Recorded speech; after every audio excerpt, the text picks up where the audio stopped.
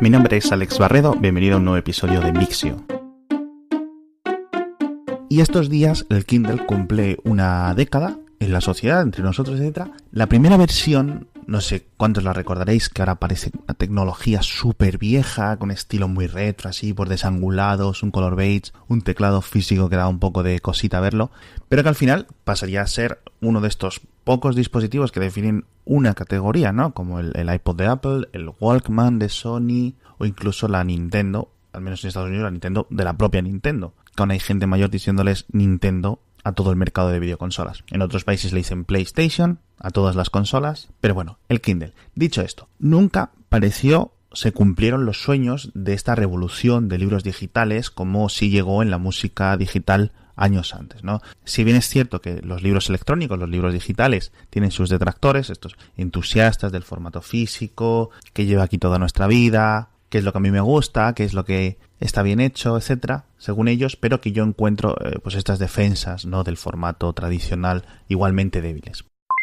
No me gusta todo este tema del olor al libro, ni de ocupar estanterías llenas de libros que nunca más vamos a leer, como si fueran medallas un poco de plástico así, por haber hecho una carrera en tercero de primaria. Vale, pues ok, perfecto, has leído un libro, enhorabuena. Ahora, ¿por qué está ocupando estantería en tu casa durante 30 años? No tiene sentido para mí, no tiene sentido, creo yo, en 2017, pero bueno.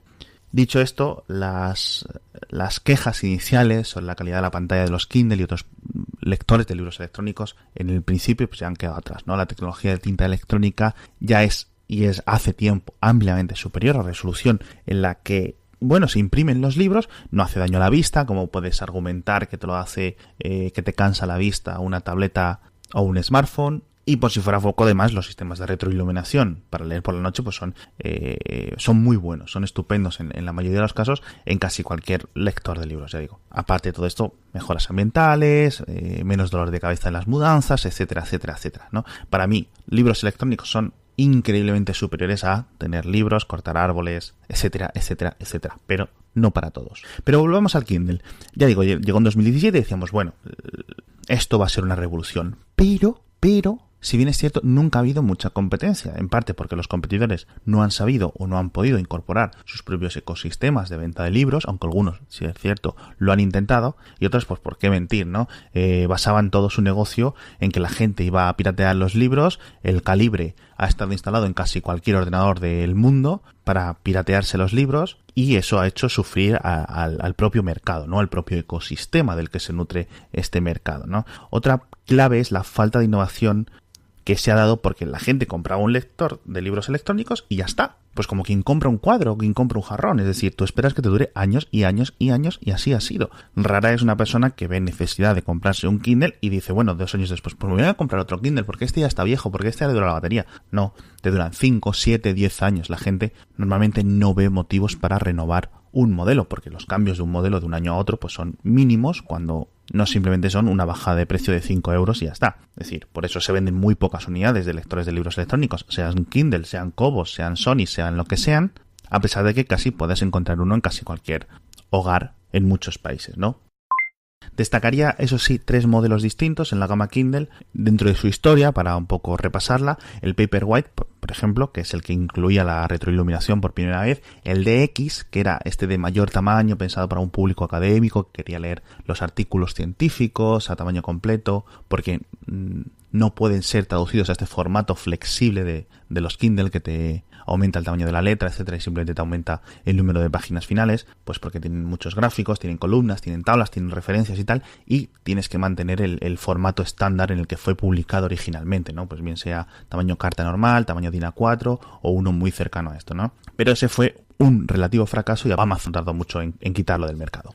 Y por último también me gustaría destacar el actual, el Oasis, que es muy bueno, etcétera, etcétera, etcétera, y que en ciertos sentidos es como el iPhone 10 de los Kindle, ¿no? Es la culminación de 10 años de visión y hace muchas cosas y tal, pero luego cuando lo coges dices, bueno, pues es más caro, no hace mucho más, incluye una novedad que debería de haber llegado años antes, en este caso la resistencia al agua, pero que no explicas muy bien por qué estamos hablando aún en 2017 de esto, cuando es una cosa que debería haber llegado a lo mejor en 2015 o en este caso mucho antes, ¿no?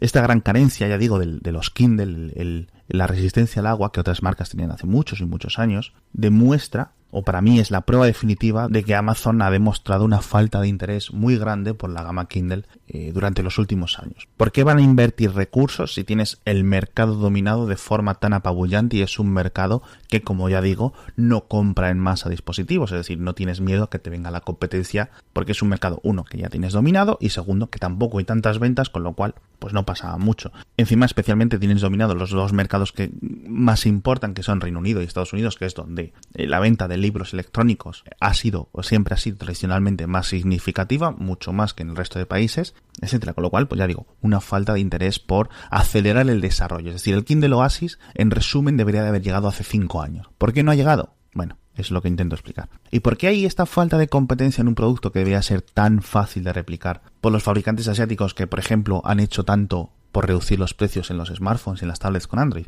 Pues no es que necesiten un sistema operativo concreto o muy complejo, etcétera. No. Básicamente lo que necesitan es libros o formas para comprar libros. Y eso es algo a lo que no tienen acceso estos fabricantes, ¿no? También es cierto que muchas personas han dejado de leer libros electrónicos en estos Kindle, en estos lectores de libros electrónicos exclusivos y han pasado a leer en los iPad, en los smartphones, etcétera, especialmente en la plataforma de Apple, en iBooks, que por cierto, recordemos que fue lanzado con muchísima fanfarria rápidamente en 2010, etcétera, y que con el mismo ímpetu que fue lanzado casi fue olvidado poco tiempo después. De la misma forma incluso que, si recordáis, el newsstand o el kiosco de Apple que iba a salvar la prensa llevando esta lluvia de millones que estaba cayendo sobre los desarrolladores de aplicaciones, bueno, pues iBooks y newsstand iban a hacer lo mismo con la industria editorial, ¿no? Al final, nada, o bueno, mejor dicho, a medias. Porque esto es lo que quiero transmitir, que la industria del libro electrónico o el sueño del libro electrónico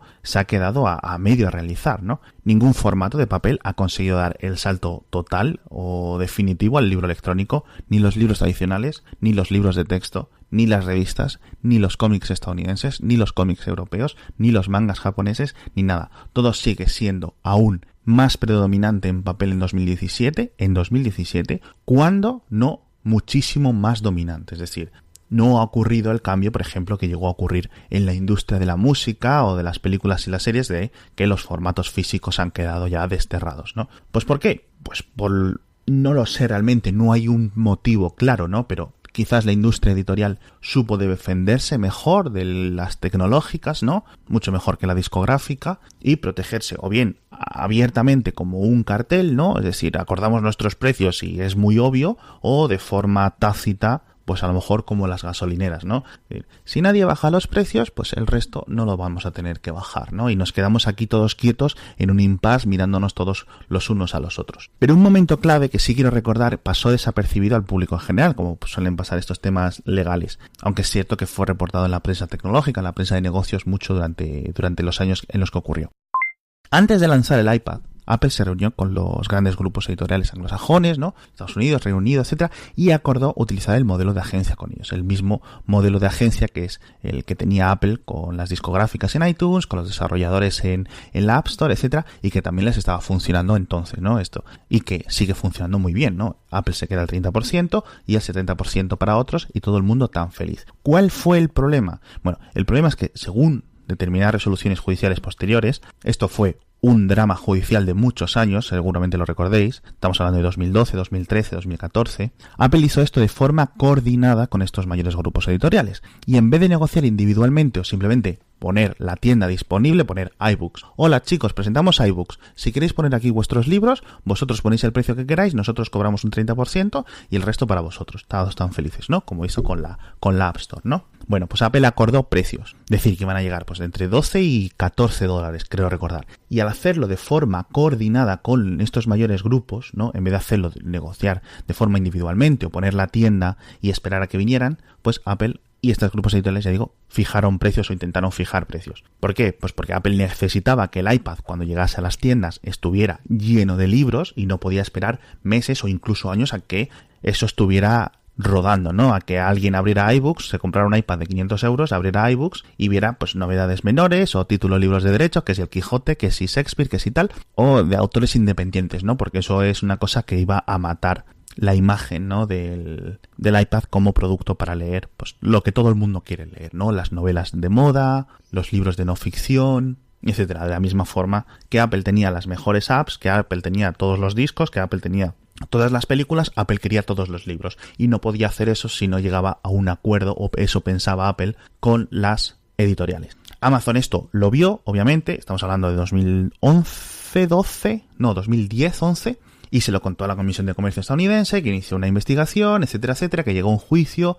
en los que Apple perdió. Las editoriales, eso sí, rápidamente, menos una creo, se echaron para atrás, llegando a un acuerdo rápidamente, pagaron una multa, todos están felices, ¿no? Apple siguió adelante con el juicio, lo perdió, recurrió, lo perdió, lo volvió a recurrir al Tribunal Supremo, el Tribunal Supremo dijo que no, que la sentencia última era firme y ya ahí se quedó la cosa. Apple me parece que llegó a pagar o tuvo que pagar $450 millones por este estropicio judicial, ¿no? Pero, y ahora viene lo interesante, lo que muchos no recuerdan, recordemos que por entonces Amazon estaba vendiendo o vendía muchos libros a precio inferior a lo que le costaba comprarlos. Es decir, que si Amazon decidía que era bueno vender un lanzamiento, por ejemplo, de un bestseller a 7,99, por ejemplo, de HarperCollins, Amazon se lo compraba a HarperCollins a 9,99 y perdía $2 por cada unidad que vendía. Entonces, la llegada de un actor tan importante como podría ser Apple puso en alerta a los directivos de Amazon. Apple, es cierto, como ya hemos comentado antes, no actuó bien, actuó de forma, según las resoluciones judiciales, de forma ilegal, de forma anticompetitiva, pero Amazon también estaba haciendo algo anticompetitivo que se conoce como el dumping de precios, que es una herramienta pues, de mercado que, como ya expliqué, consiste en ganar mercado y en eliminar la competencia a base de vender a pérdidas un producto durante un tiempo, ¿no? ¿Cuál ha sido el resultado años después? Bueno, pues que Amazon ha podido escabullirse judicialmente estos años a por B de la Unión Europea, de los ministerios de Reino Unido, de los tribunales allí también en Reino Unido, en Estados Unidos, en Canadá, etcétera, sin mayor problemas. Apple tuvo que permitir que las editoriales fijaran sus propios precios, desembocando en precios mucho más altos para el consumidor cuando iban a comprar el mismo libro en iBooks que, por ejemplo, en la tienda oficial de Amazon. Cuando el mercado se enfrió, cuando vieron que ya no se vendían muchos libros electrónicos por los motivos que hemos dicho antes, pues Amazon decidió ir retirando poco a poco, paulatinamente, esta agresividad con los precios, y el resultado es pues el que estamos viviendo ahora, que de un tiempo a esta parte sigues encontrando libros en formato Kindle que son más caros que la edición de papel. Precisamente todo lo contrario de lo que se nos prometía hace 10 años. Así que ya veis cómo esto está retorcido, que se las prometía muy grandes y con mucha revolución, etcétera, y que iba a cambiar muchas cosas, pues ha quedado todo mal, a medias y dominado por Amazon. ¿Qué nos encontramos después de una década? Ya para acabar, bueno, pues libros digitales que no son capaces de competir o de conseguir desterrar a los libros de papel, lectores de libros electrónicos que son caros y que no tienen estímulos de otros fabricantes o competencia de otros fabricantes que entren a competir para aumentar características y disminuir precios, etcétera. Una industria editorial que aún está más en la ruina que hace 10 años, los autores con renombre cobrando mucho menos, la piratería que sigue desbocadísima y, por último, los autores independientes a los que les prometieron estas riquezas con la democratización, ¿no? Pues riéndose mientras, mientras comen arroz blanco. Es que no se me ocurre otra mejor forma de decirlo. En fin, y hasta aquí por hoy. Hoy ha sido un episodio un poco monotemático dedicado, ya digo, a esto del Kindle, porque me apetecía comentar un poco una de mis industrias menos favoritas y que más odio del consumo, de la electrónica de consumo. Espero haber podido explicar los motivos por los que la odio o por los que me parece una industria tóxica o torcida o envenenada, etcétera, como queréis decirlo. Y ya digo, muchos más enlaces en la newsletter. Os recuerdo que el miércoles voy a estar en Zaragoza dando una charla sobre este tema de boletines, newsletters, etcétera, y poco más. Muchas gracias por escuchar y hasta mañana.